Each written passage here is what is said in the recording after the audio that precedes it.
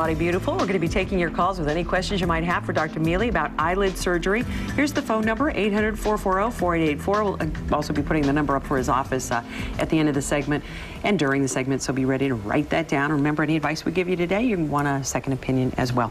Doctor, we were talking about all the little things you could do, and I was thinking, do you do things in conjunction with the surgery, like laser, for instance, or Sure. chemicals? Or There's a lot of adjuncts. With the eyelid surgery itself, we're more taking care of the lid, so the excess skin, the fat that's within the lid. For the surface, I always think of it like a quilt. You know, a quilt has quilting in it, and the quilt can be wrinkled. And if you pull it straight, that's kind of what the surgery does. But the quilting pattern itself is usually treated better by some of the other modalities, using laser, using chemical peels, even dermabrasion, because that affects the surface of the skin. Whereas the surgery is more rearranging the surface. Once again, you brought us some pictures, so let's go ahead and look at some before and afters and get an idea what an eyelid surgery looks like and what the results are. Want to roll that? Okay. So this is a woman who had upper and lower eyelid surgery. You can see on the upper eyelids there's quite a bit of fullness, especially in the central and lateral portion of the upper eyelid, more to the outside. Afterwards, you can see some of her actual eyelid now above the eyelashes. Defined eyelid. It just makes her look more alert and awake. The lower lid, a little harder to see from the front view, but it had some bag, some fullness down in that area, and we've tightened that up too. Very subtle. But that's the goal. The goal is that it looks like she's refreshed, like she's rested well. I don't want it to look like she's startled or scared. Yeah. Well, and okay, speaking of that startled thing, you know, some people will combine this with like a brow lift or something to just lift the whole forehead. It depends on where the fullness is. If there's more fullness sort of in this area here, or if the eyebrow has dropped down, a brow lift will reposition the brow, and it's also another good adjunct for the upper eyelid portion of the surgery. We've seen the Hollywood things where they've done it a little bit too much, and it does give that startled look. Eventually, does it settle down? Or? It should. It depends on how much, you know, has been lifted. And again, and there's different ways to approach. Well, I do. I always, you know, and I was trained very well here in San Francisco that you can always do a little more. Okay. It's very hard to put things back once you've removed them. I promise we take some of the calls. Mary from Walnut Creek, you have a question for Dr. Mealy? Yes. My name is Mary, and I'm 55, and I was considering having the blepharoplasty. Yes. I do have very dry eyes, and I'm just wondering if the surgery will make it worse, and do the ducts actually get cut, and if that's irreversible? The duct should not be cut. The thing that actually affects the dryness of the eyes more than the tears are the other components of the tear film, which are mucus and oil.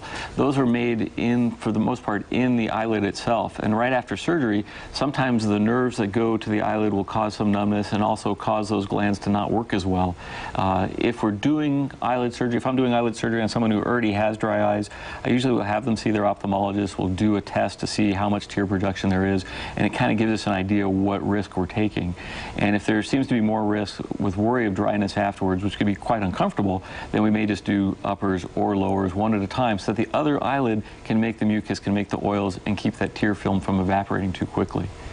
Sometimes there's a misconception that the tears themselves get taken away. And it's not so much that the tears are missing, it's just that they're missing their protective coat of oil and mucus that keeps them from evaporating as quickly. So you can have dry eyes and have teary eyes. Okay, all right, well that explains that. Thanks, Mary. Let's go to Christine from Sacramento. Good morning, Christine. Hello. My question was, I've been going through a lot of stress, and can you hear me? Yeah. Sorry?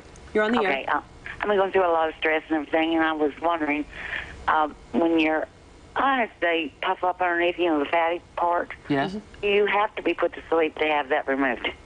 You do not have to be put to sleep to have that removed.